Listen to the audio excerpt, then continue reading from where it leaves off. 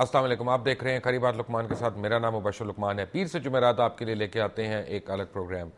आपने पहले प्रोग्राम्स देखे जिसमें हमने उन फैमिलीज़ से आपकी बातें करवाई जिनके बच्चे या जिनके घर वाले टारगेट किलिंग्स का शिकार हो चुके हैं, शहीद हो चुके हैं, हमारे दरमियान नहीं है।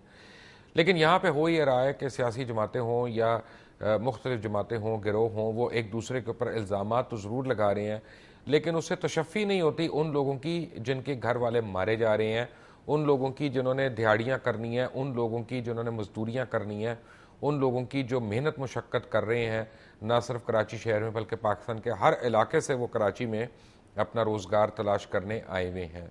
अब यहाँ पे कराची के हालात से एक छोटी सी चीज़ मैंने आपको दिखानी है, वो पहले देख लें। फिर आज के मेहमान हमारे बहुत बड़े सियासी रहनुमा हैं, सिंध की सियासत में उनका बड़ा अमल दखल है।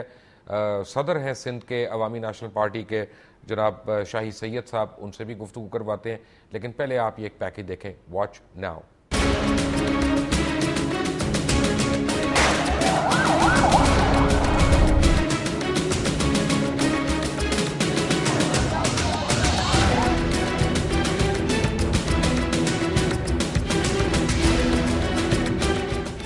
कराची कभी रोशनियों का शहर कहलाता था। आज इस शहर में हर तरफ आग ही आग और खून ही खून नजर आता है। अब आए दिन खून की होली खेली जा रही है। अलमिया ये है कि बेगुनाह और मासूम शहरी मारे जा रहे हैं। न मारने वाले को मालूम है कि वो किसको मार रहे हैं, न मरने वाले को मालूम कि वो किसके हाथों मर रहे हैं। अब अगर ये भी कयामत नहीं तो फिर कयामत किस दिन का नाम है?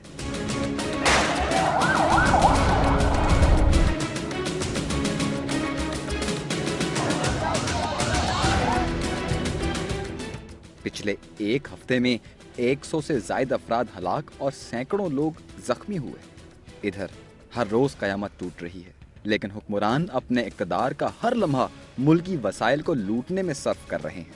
मुल्की इदारे करप्शन के बाइस तबाह हो चुके हैं। लॉ एंड ऑर्डर के नाम पर किए जाने वाले इक़दामात भी खूनी राहों से होकर गुजर रहे हैं। किसी ने घर ही के उन चिरागों को दरियाफ्त करने की कोशिश ही नहीं की जो इस घर को मुसलसल आग लगा रहे हैं। ताहम हालात अब जो करवट ले रहे हैं, उनसे लगता है कि शहर में माजी के लड़ाई झगड़ों के बावजूद मिली जुली आबादियों वाले इलाकों में जो फासले पहले नहीं थे, वो अब होते जा रहे हैं। एक आम पख्तून जो पहले शायद एएनपी का हामी नहीं था, इस झगड़े की वजह से अब एएनपी की तरफ झुकने लगा। इसी तरह सियासत से अजनबी एक आम उर्दू बोलने वाला अब एमक्यूएम का हामी बनता जा रहा है। शहर में लड़ाई को मजीद पेचीदा बनाने और इसका दायरा फैलाने में लैंड माफिया और जराइम पेशा गिरोहों का किरदार बहुत बढ़ गया है।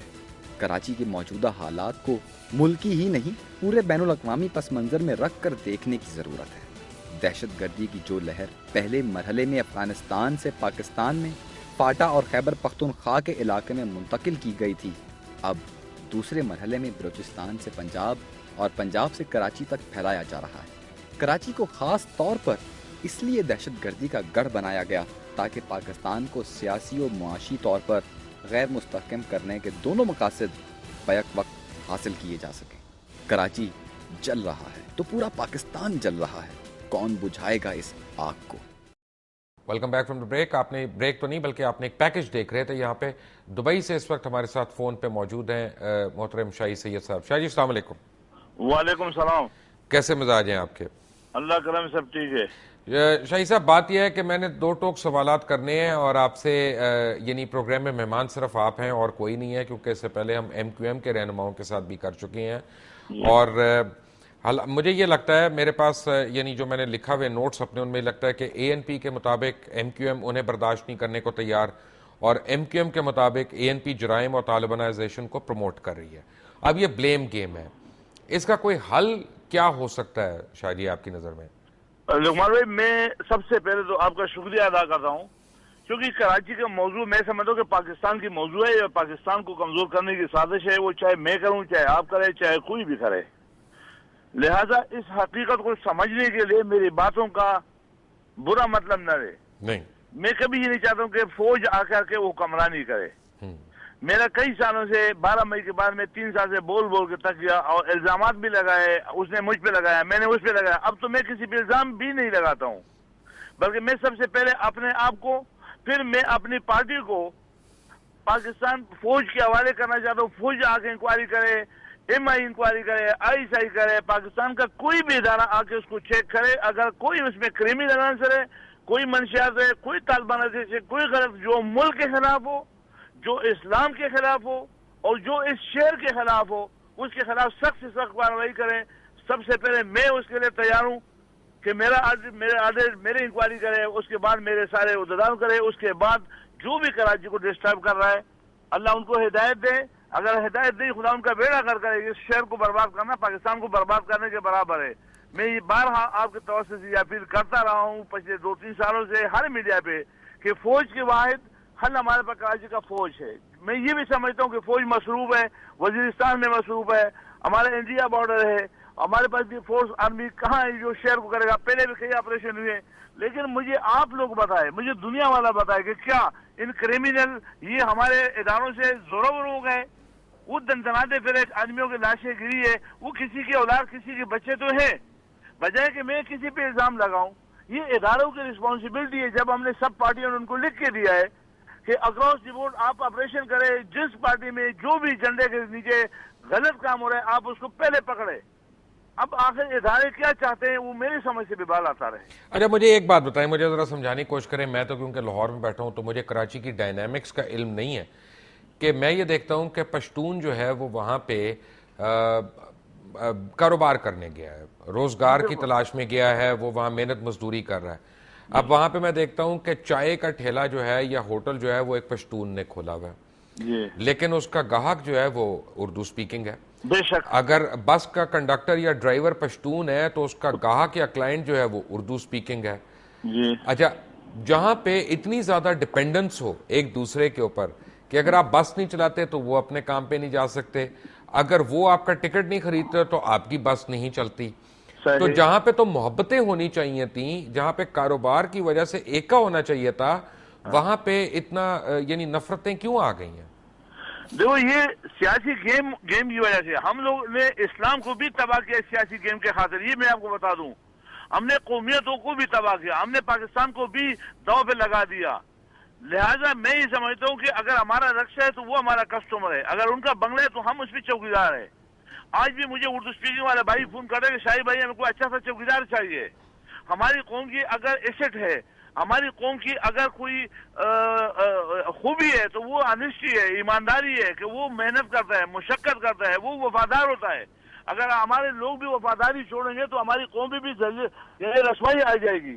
क्योंकि आज भी हमारा चौकीदार उनकी माँ बहनों की हिफाजत करता है, वो अपनी जान पे बाजी लगाएगा मगर अपने मालिक की माँ बहन बेटी को अपनी बेटी की तरह माँ की तरह समझ के अपनी हिफाजत करेगा। तब ये हमारी खूबियाँ है। तो ये जो हालात मुल्क के बन रहे हैं, जो नौकरियां नहीं है, रोजगार नहीं है और ये वारदात हो रहे हैं और इन डकैतियों में हमारे लोग भी अगर इन्वॉल्व होते हैं या कोई भी किसी भी जुबान का हो तो वो कौम की बदनामी होती है। हर कौम की कुछ न कुछ खूबियां हैं, कुछ न कुछ बुराइयां, मगर साथ में कुछ न कुछ खूबियां होती है।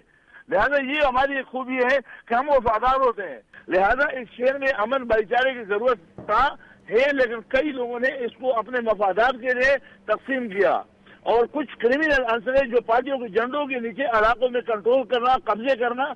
और यहाँ से बड़ा जो मसला है वहाँ पे ये अपार्टमेंट जो बनते 2-3 हजार फ्लैटें बनी हुई है, वहाँ पे ये जो लीज और केबल का काम चलता है वो 150-300 रुपए लेता है घर से और 150 रुपए उनको देता है, उनमें लाखों रुपए महीने के इनकम होती है।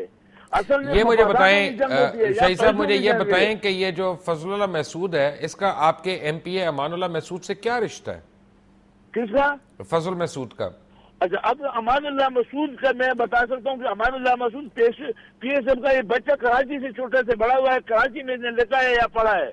अब उसका मसूद होना या कबाइल होना या उसके रिश्ते में होना ये कोई जुर्म नहीं है, उसका कोई वहाँ पे कोई लिंक नहीं है, कोई वास्ता नहीं है, वहाँ जाना नहीं है। ये कराची का पढ़ा हुआ लिखा पढ़ा है, कोई भी इंक्वायरी अपना क्लास से लेकर के आखिर तक कराची में लिखा पढ़ा है। तो इसका फजलुल्लाह महसूद से कोई ताल्लुक नहीं है, आपका मतलब है? कोई उसका वास्ता नहीं है। ओके, अच्छा मुझे ये बताएं कि कटी पहाड़ी के ऊपर आते हैं। कटी पहाड़ी के ऊपर से फायरिंग होती है, नीचे लोग मारे जाते हैं, नीचे लोग मारे जाते हैं। अब कटी पहाड़ी के ऊपर आपको भी पता है, मुझे भी पता है कि पश्तून आबादियां हैं, बलोच आबादियां हैं। अच्छा, नीचे जब लोग मारे जाते हैं तो फिर आप लोग भी कहते हैं कि जी पश्तून लोग मारे गए या हमारे लोग मारे गए।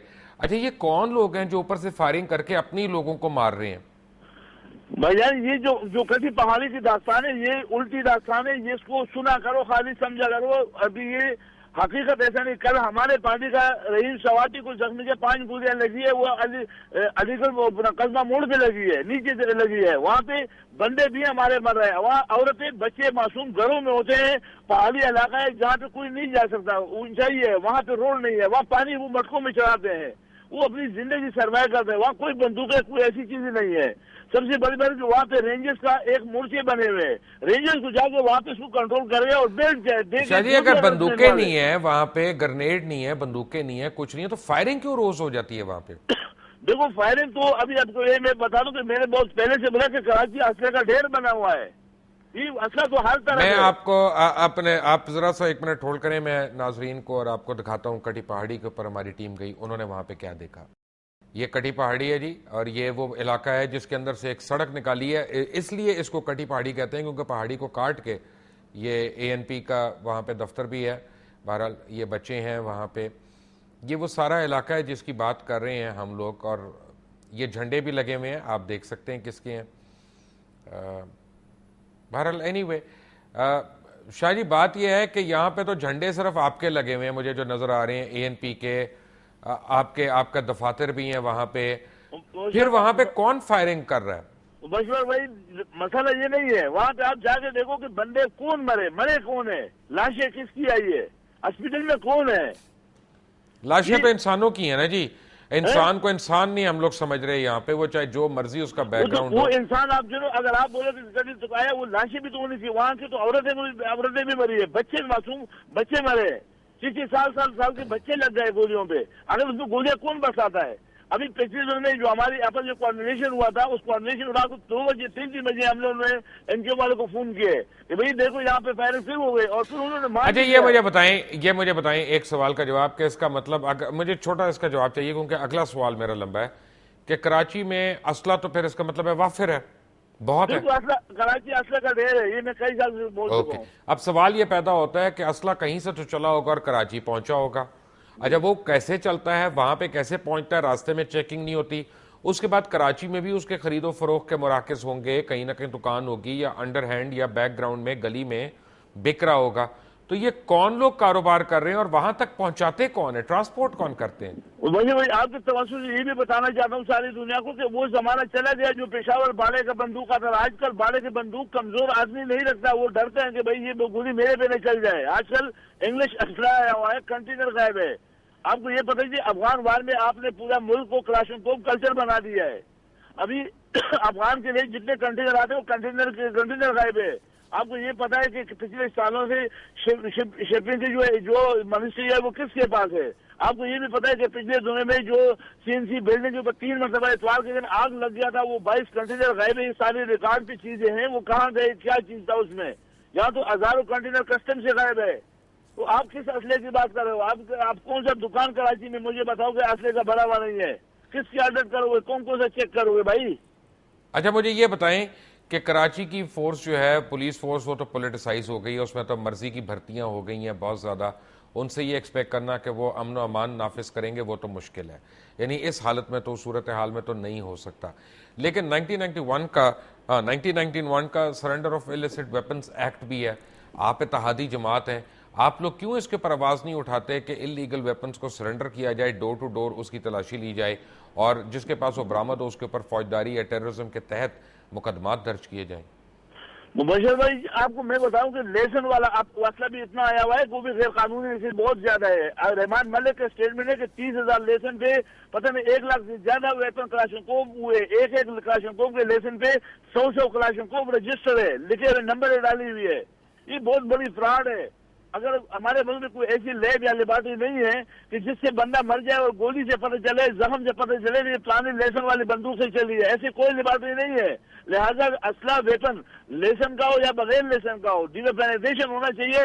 दुबई में कोई वेपन नहीं है, मलेशिया में नहीं है, तो अगर कराची शहर को भी साथ पूरा पाकिस्तान को करना तो मुमकिन नहीं है। लेकिन आपको याद होगा कि पहुंचिए, आपको याद होगा का हो या लेसन का हो या विदाउट लेसन का हो, वेपन इज वेपन, उनको खत्म करना चाहिए। राइट। 2008 में जुल्फकार मिर्जा ने सिंध असेंबली के अंदर खड़े होकर कहा था कि अगर इत्तेहादी पार्टी चाहें तो 6 घंटे के अंदर 6 घंटे के अंदर शहर के हालात दुरुस्त हो सकते हैं।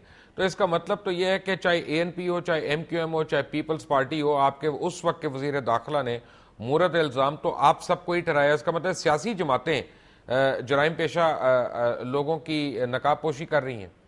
मैं इस पर ज्यादा कमेंट नहीं करूंगा, इतना जरूर कहूंगा जुल्फकार मिर्जा को मेरे तरफ से, ये आपकी तरफ से दुनिया सुन रही है, इख्तियार है कि वो आकर के हमारे लोगों से अगर डिवेपनाइजेशन करें तो पहले हमसे शुरू करें, बिस्मिल्लाह करें। मैं उनका साथ दूंगा, हुकूमत का, मुल्क का साथ दूंगा, और मेरे पार्टी से पहले शुरू करें, मगर एक पॉलिसी बनाए और पूरे शहर को डिवेपनाइजेशन करे। रही बात की पार्टियां चाहे या न चाहे, ये उसकी रिस्पॉन्सिबिलिटी है। हम चाहे या न चाहे, वो वज़ीर दाखिला है, उसको चाहिए कि वो अमन दे दे हमें। शाही सैयद हमारे साथ ही हैं, ANP के सीनियर रहनुमा हैं, और जब हम ब्रेक पे जाएंगे उससे जाने से पहले मैं चाहता हूं कि आप देखें मोहम्मद आसिफ कस्बा अलीगढ़ के कि वो किस तरह मारे गए।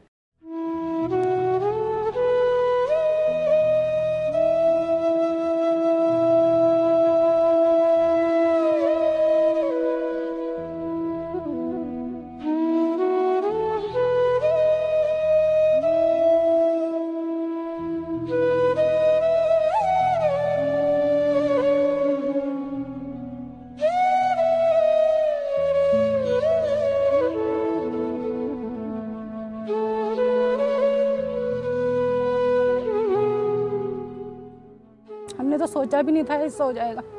ये तो अच्छा खासा दोपहर में गया खाना खा के कि बाजी मैं भी आता हूँ, फिर नहीं आया। फिर हम इसे ढूंढते रहे। हमें शाम को दूसरे दिन हमें जाके कहीं शाम में 3 बजे जाके पता चला कि हमारे भाई के साथ ये सब कुछ हुआ।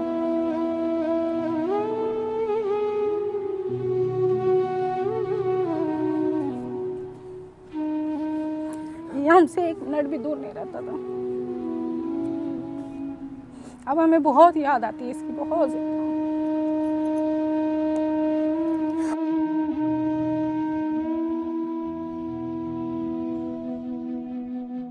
पुलिस में रिपोर्ट दर्ज कराई, अभी तक कुछ भी नहीं पता चला, कुछ भी नहीं, किसने कत्ल किया, क्या किया, कुछ नहीं। हमारे भाई के कातिलों को पकड़ा जाए, और हमारे घर का वाहिद कफील यही था। हमारे भाइयों की जॉब छुटी हुई है और यही हमारे घर का खर्च उठाता था। अब हमारा हम बहुत परेशान हैं, हमारा कोई वली वारिस नहीं है। हम अपील करते हैं गवर्नमेंट से कि हमारे बारे में सोचा जाए और हमारे भाई के कातिलों को पकड़ा जाए।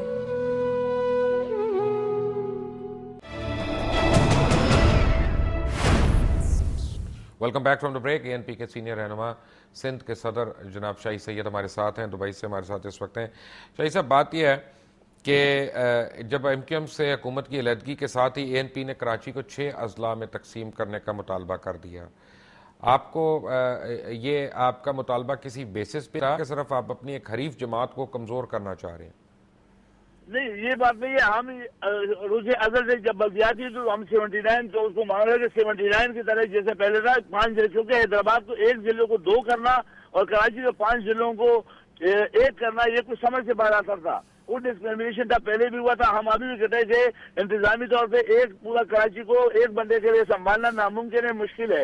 लिहाजा हम चाहते हैं कि लोगों के पहुंच तक पहुंचाने के लिए जैसा पहले सिस्टम था वो 5 जिले ही हो जाए, ताकि इसमें डिस्क्रिमिनेशन नहीं हो। क्योंकि इसी पूरे सोल्यूशन में पूरा पैसा सिटी गवर्नमेंट को मिलता है। जो हमारे इलाके वो एज इट इज रह जाए। पिछले अदवार में अभी भी जो हमारे इलाके कच्ची आबादियाँ जितनी भी है या जो भी इलाके हैं वहाँ पे डिस्क्रिमिनेशन बहुत हुआ है, वहाँ पे कोई पैसा नहीं लगा है, वहाँ पे लोगों को मसाइल बहुत ज्यादा है। शाही साहब, मुझे ये बताएं कि आपका एक बयान आया था, करेक्ट मी, कि ये बयान सही था, क्योंकि मुझे गलत ना पता हो, कि आपने एक दफा कहा था कि असला जो है वो पश्तून का जेवर है। ये बिल्कुल, ये मैं अभी भी कहता हूँ, पहले भी कहा है मैंने कि असला वेपन जो है पठानों का जेवर है। तो ये क्या बात है शाही सैयद साहब, अभी आप इस वक्त दुबई में हैं, जिस शहर में जिस मुल्क में आप गए हुए हैं वहां पठान जो अपने जेवरात के बगैर फिर रहा है, कपड़ों के बगैर फिर रहा है, तो इधर पाकिस्तान में आके जेवर क्यों याद आता है? पूरी दुनिया में नहीं आता। अभी आप गलत, कपड़े का नहीं है, मैंने जेवर कहा है। जेवर जो होता है जी, जेवर कहा है और जेवर है। लेकिन हमने फिर भी कराची मिसाल में पूरा फैसला ये है कि हम ये जेवर रखने को तैयार है इस शहर के अमन के खातिर। ये भी हमारी कुर्बानी आप समझ लेना। कि जो हमारा वेपन वाकई हमारा जेवर है, हमारे इलाके में आप जाए वहाँ पे हर आदमी के पास बेहतरीन से बेहतरीन महंगा से महंगा बंदूक होता है और उसको फहर महसूस करता है, लेकिन उसके बावजूद भी शेर के खातिर हम वो वेपन वो जेवर रखने को तैयार है। ये भी हमारी कुर्बानी समझ ले। आप ये बताएं कि ये कौन सी साजिश है जो आप बकौल आपके कि पश्तूनों को कराची से निकालने की एक साजिश हो रही है?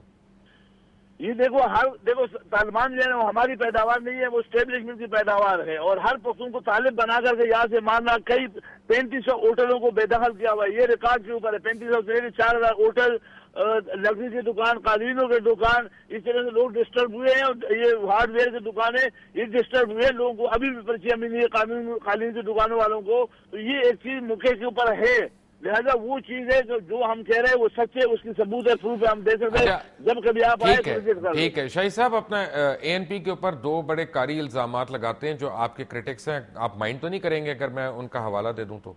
बिस्मिल्लाह, मुझे कुछ बता, मैं जवाब दूंगा। जब बादशाह खान के जमाने में ANP थी तो बहुत ही प्रोग्रेसिव जमात थी और हर आदमी उसकी मिसालें देता है कि बादशाह खान बड़े अजीम लीडर थे, बड़े अच्छे आदमी थे, इंसान भी अच्छे थे, लेकिन उस मारूसी सियासत या मौरूसी सियासत की असल पैदावार जो है वो आप ANP से है, क्योंकि बादशाह खान के बाद वली खान बने पार्टी के सरबराह, कुछ अरसा बेगम नसीम वली खान रही, उसके बाद इसफंदियार वली आ गए। एक तो ये इल्ज़ाम कि आप में और कोई पठान आपको नजर नहीं आता या बंदा नजर नहीं आता जो ANP को लीड कर सके।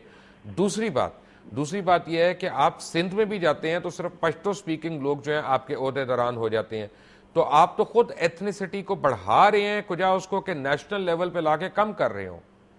जो सबसे पहले कि बादशाह वली खान साहब के वक्त में हमारी जो नेत की पार्टी थी वहाँ में हासिल बेजंजो के वाले साहब थे, उस वक्त बेजंजो थे, आलकमल जरदारी साहब थे और ताला बेंगल, बड़े बड़े लीडर सिंध के चारों सूबों के थे। और इस वक्त मौजूदा वक्त में भी एहसान वाई साहब पंजाब से ताल्लुक है, जो हमारा मरकजी जनरल सेक्रेटरी है। इस वक्त सिंध में हमारे पास जो सूबाई उहदेदार है साजिया बतूल, जो पंजाब से ताल्लुक है। ऐसी कुबंदी अभी भी हमारे वार्ड के जो सदर है वो कादर बख्श है, वो सिंध से उसका ताल्लुक है। कई हमारे पास ऐसे उहदेदार है जिनको सिंधी भी है और कई हमारे ऐसे जो पंजाब से भी ताल्लुक है। ऐसी कोई बात नहीं है, लेकिन ये एक बात है, इल्जाम है, सोच है। जहाँ तक मौरूसी सियासत की बात है तो देखो, अगर डॉक्टर का बेटा डॉक्टर बन सकता है, इंजीनियर का बेटा इंजीनियर बन सकता है, फौजी का बेटा फौजी बन सकता है, तो अगर सियासतदान का बेटा वाकई मेरिट पे है, मैं ये नहीं कहूँगा, हमारी पार्टी में हर 4 साल बाद बाकायदा जमहूरी अभी भी हमारी मेंबरसाजी शुरू है। अगर एक बंदा इस मेरिट में है, एजुकेशन के लिहाज से, सेहत के लिहाज से और एतमाद और ट्रस्ट के लिहाज से, और वो दुनिया उसको मान रही है, सिर्फ हम लोग मुर्दा परस है, जो बंदा मर जाए हम उनकी तारीफें बहुत करते हैं। बादशाह खान मरने के बाद, बादशाह खान जब जिंदा था तो कौन सा लोगों ने उनको माना था, कौन सा उसको उस वक्त किसी ने हार डलवा करके पाकिस्तान की पॉलिसी उसने बनने में कोई हिस्सा दिया था। उस वक्त इसके ऊपर इल्जाम लगाए थे, ये गद्दार है, ये अमेरिका का, अपना इंडिया का एजेंट है, रशिया का एजेंट है। आज हमारे पे इल्जाम है कि हम अमेरिका के एजेंट है। तो अब ये बातें, हम मुर्दा परस्त कौम है, मुर्दा परस्त है, मरने के बाद आप इस्फंदियार वली की भी तारीफ करोगे, जब शहीद मरेगा उसके भी फिर आप तारीफें करोगे। आज यहाँ पे एक लम्हे के लिए अगर आप तौक़ुफ़ करें तो मैं आपको, यानी अक्सर हम जिक्र करते हैं जिसके ऊपर आप लोग एहतजाज करते हैं कि जी ये वन साइडेड आप लोग हमारे ऊपर इल्ज़ामात लगा रहे हैं, जैसे हम अल आसिफ स्क्वायर की बात करते हैं, या हम सोराब गोड का जिक्र करते हैं, या हम बनारस का जिक्र करते हैं कि वहाँ पे असले के ढेर लगे हुए अंबार हैं और वहाँ पे कारोबार हो रहा है असला का। और अगर ये कहा जाए कि वहाँ पे आप खुद नहीं जा सकते क्योंकि वहाँ पे महसूद लोगों का कब्जा है और आपको किसी से फ़ोन करवा के इजाज़त लेनी पड़ती है वहाँ जाने के लिए, तो क्या ये गलत होगा? ये बिल्कुल सरासर गलत होगा, इल्ज़ाम होगा। लेकिन मैं आपको फिर भी ये कहता हूँ कि ये इदारे किधर है, इदारों का काम है कि वहाँ पे सफाई करे ना। अगर कोई गलत लोग, पहले मुझे ये समझने का, आपको हमारी बात जो अपील में करो वो क्यों समझ नहीं आती। मैं तो अपील करता हूँ ना इदारों से, वो आ जाए, पहले मेरे घर से शुरू करे, फिर मेरे नकासा से शुरू करे, आसन से शुरू करे, फिर सुरापुर से शुरू करे, मगर खुदारा के दूसरी साइड में जाएगी, दूसरी साइड पे असले का ढेर कहाँ से आ गया। तो इसका मतलब है कि आप मान रहे हैं कि वहाँ पे गैर कानूनी तारिकीन हैं और जो गैर कानूनी काम कर रहे हैं? मैं ये नहीं मान रहा हूँ कि वहाँ गैर कानूनी असला है या तारिकीन है। बकौले आपके आप बोल रहे जब वहाँ ढेर है तो फौज और पुलिस का काम है, मैं तो फौज को बुला रहा हूँ ना कि ऑपरेशन करे, पहले वहाँ से शुरू करे ना। अगर वो आपकी बात सच्ची है तो वहाँ पे, तो हम ऐसा क्यों नहीं करते कि आपके साथ हम अपनी कोई कैमरा की टीम भेजें और वहाँ पे अंदर जाके खुद से वो देख लें, ताकि लोगों को भी एक दफा पता चल जाए, हमें भी पता चल जाए। देखो, लोगों से बजाय आपके इदारे के इदारे नहीं सुन रहे, आपकी मीडिया पे सुने और वो इदारे जाके छापा मारे, वो पकड़ के उनको नहीं, छापा किस पे मारे? पहले हम कैमरे उनके साथ चलते हैं, वहाँ पे आपके साथ चलते हैं। अब मेरे बड़ा आप मेरे साथ बजाय अगर आप इसके पीछे इदारे के साथ जाए जो उनकी रिस्पॉन्सिबिलिटी है उनको पकड़े तो क्या अच्छा नहीं होगा? मुझे आपकी आवाज टूट के आई है सर, दोबारा बताएं। मैं बोलता हूँ बजाय कि आप मेरे साथ जाओगे तो इससे बेहतर नहीं कि आप उन इदारों के साथ जाओ जिनकी नहीं, रिस्पॉन्सिबिलिटी है आप कि वो लीडर जाके हैं, उनको आप तो अजीम लीडर हैं वहां सिंध के, आप पश्तूनों के लीडर हैं, एएनपी के लीडर हैं, तो अब वहां पे यानी आबादियां उनकी हैं, तो अगर मैं आपके साथ जाऊं तो उससे ज्यादा सेफ मैं किसके साथ हो सकता हूं? अच्छा, मैं अगर लीडर हूँ मगर मैं मुखबिर नहीं हूँ कि मैं लोग आपको पकड़वा के दूंगा। ये मैं मुखबिर नहीं हूँ, मैं लीडर हूँ। मुखबरी की बात नहीं मैं कर रहा, लेकिन एक हमें थोड़ी सी ब्रेक लेनी है। उससे पहले शाही साहब मैं चाहता हूँ कि मोहम्मद अहमद सिद्दीकी हैं, उनकी उम्र 36 साल थी, एक और जावेद जाहिद साहब औरंगी टाउन के, इन दोनों के मुतालिक भी देख लें और फिर ब्रेक के बाद आते हैं। All of that after this, watch now.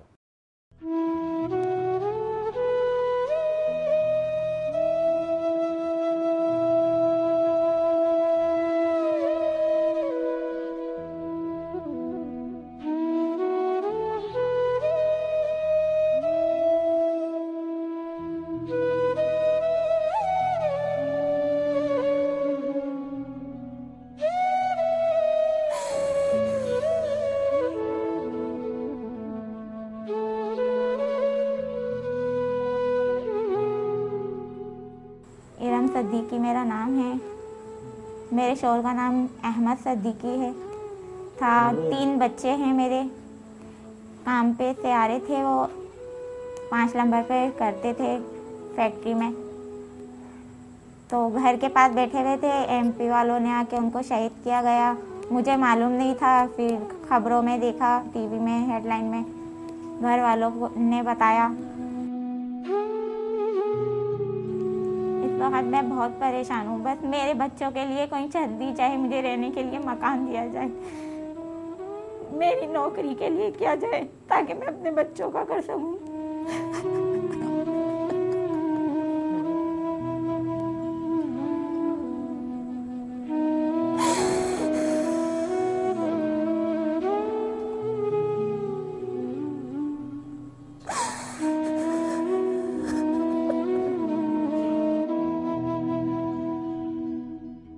मेरे भाई को भी अभी शहीद किया गया है। FIR करवाई, सब कुछ करवाया, फिर भी उन्हें छोड़ दिया गया। कुछ नहीं करा, कोई नहीं सुन रहा है। पुलिस वाले भी देखते रहते हैं खड़े, कुछ नहीं करते हैं। उनके खिलाफ कोई कुछ नहीं कहता है। वो सबको मार रहे हैं, सिर्फ घरों में घुस रहे हैं। बहुत परेशानियां हैं, बहुत परेशान हूँ मैं। इधर उधर फिरती रहती हूँ बहुत परेशानी में। नहीं, मेरे साथ इंसाफ किया जाए, बस मेरे बच्चों का इंसाफ किया जाए। मेरे दामाद का दहशतगर्दों ने गोलियां मारी उनको, और इसके 3 बच्चे हैं जो यतीम हो गए बेचारे, समझे। तो ये जो है, आप जो है इनके साथ, मैं हुकूमत से अपील करता हूँ कि वो इंसाफ करे, कुछ इनके साथ मदद भी करे, इंसाफ भी करे।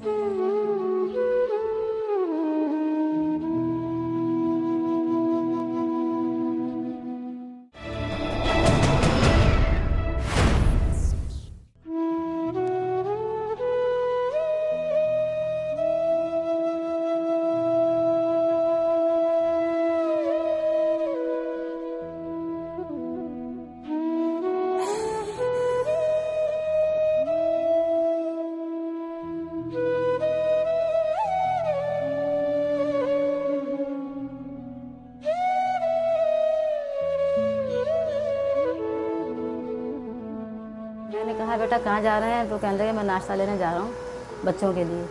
बस वो बच्चों के लिए नाश्ता लेने गए हैं, इतनी देर में खबर आई कि वो दहशतगर्द थी, किसी की गोली लगी उनके आके, ख़त्म हो गए वो।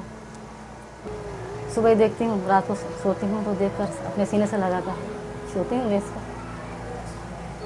देखिए कि ये ऐसे नौजवान कितने हैं, 300 लोग हैं इसी तरह के नौजवान, जिनकी माँओं से पूछें आप, क्योंकि दिलों पे क्या गुजर रही है।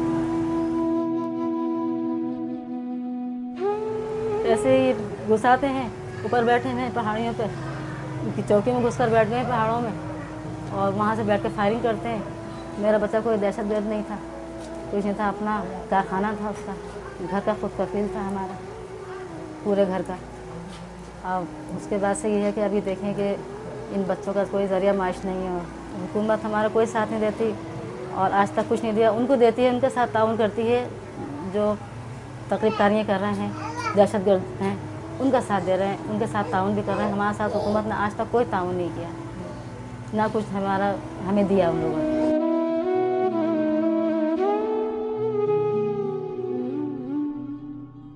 मेरा नाम शाज़िया जावेद है।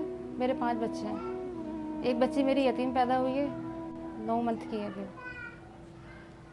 रात का टाइम था, 8 बजे सुबह के लिए नाश्ता लेने गए थे मेरे शौहर। सामने से पहाड़ी से गोली आकर लगी उनको और वो ख़त्म हो गई।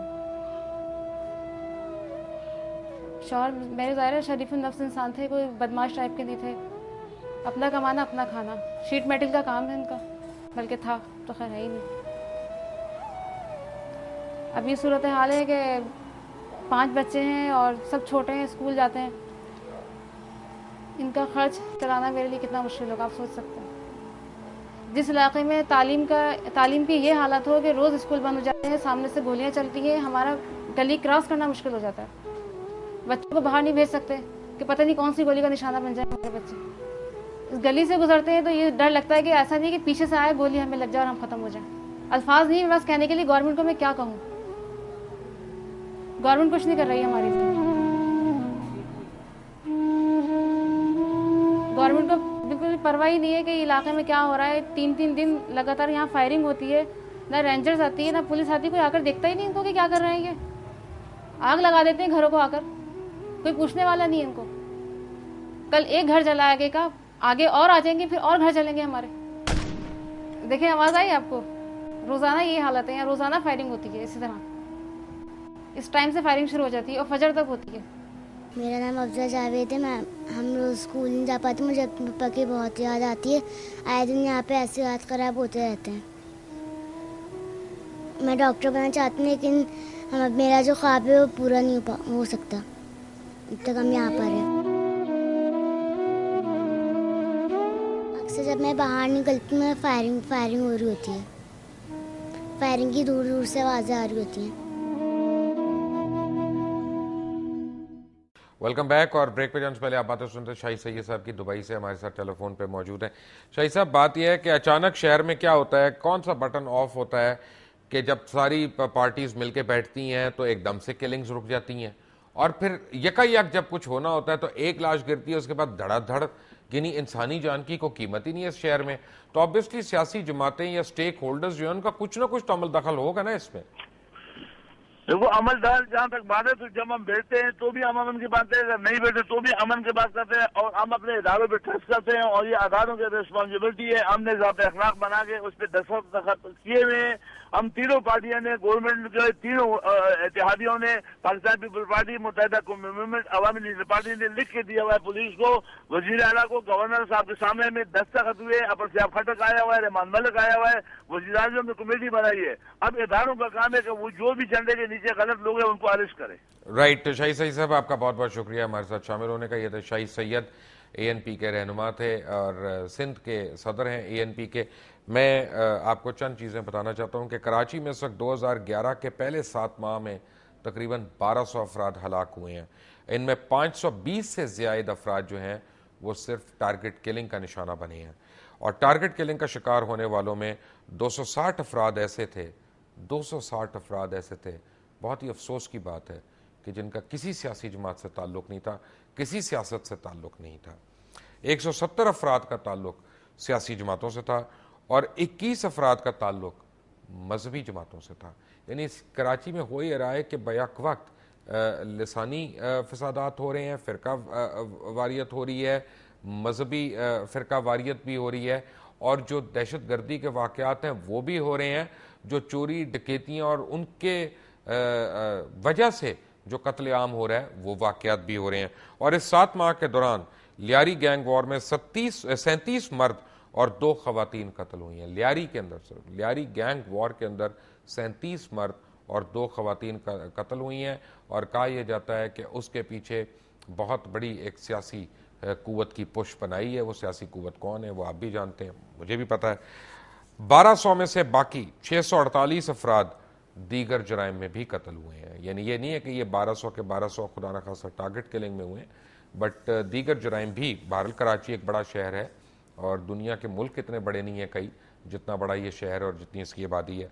पुलिस मुकाबले में तकरीबन 34 अफराद कत्ल हुए हैं, जबकि मुख्तलिफ वाक़यात में 41 पुलिस एहलकार जाँ बहक हुए हैं। आपको दोबारा बता दूं, पुलिस मुकाबलों में 34 अफराद कत्ल हुए, जबकि मुख्तलिफ वारदात में 41 पुलिस एहलकार जो हैं वो जाँ बहक हुए, और लिसानी बुनियादों पर 56 अफराद, जबकि फ़िरका वराना बुनियादों पर 8 अफराद कत्ल हुए हैं। 2005 से 2010 तक 6 सालों में 8,913 अफराद कत्ल हुए हैं।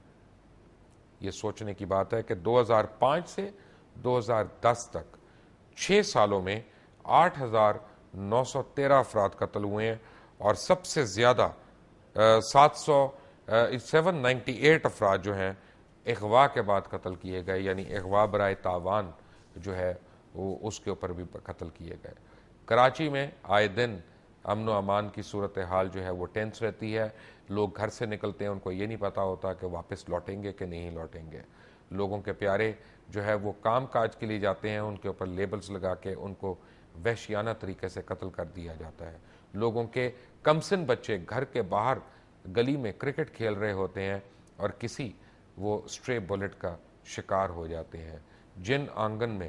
जिस आंगन में किसी की डोली उठनी होती है, उसी बहन की वहाँ पे यानी भाई की लाश आ जाती है।